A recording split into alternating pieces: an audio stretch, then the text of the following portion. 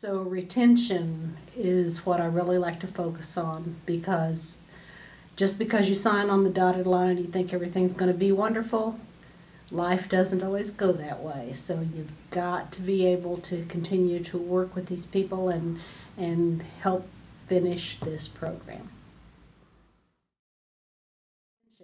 But if you sit down and say, this is what you can do and we can help you do it, I think the education should be and is the primary focus, because the more you teach people and enable them to work with the creditors and work with their budgets, the better it's going to be. Word of mouth.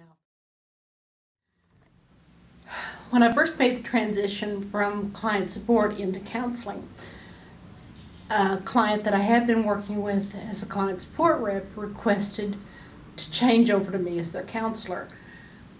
And at the time, I really tried to discourage this because they were really going to make a serious mileage because of where they lived to come to Fayetteville to see me. And I said, well, let's do telephone. No, we want to do face-to-face.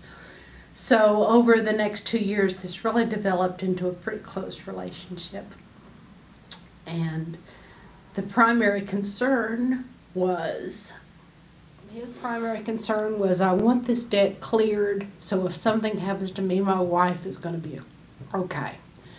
And the day that we got the final payment verification, we called the client, and the young man who answered said, I'm sorry, the family is at a funeral right now.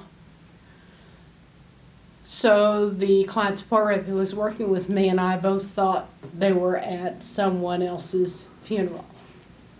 Called back a few hours later, it was his. Mm-hmm. Even though I realized how much I must be debt-free and take care of my wife if something happens to me, what a concern that was, it was never evident that it was such a pressing concern.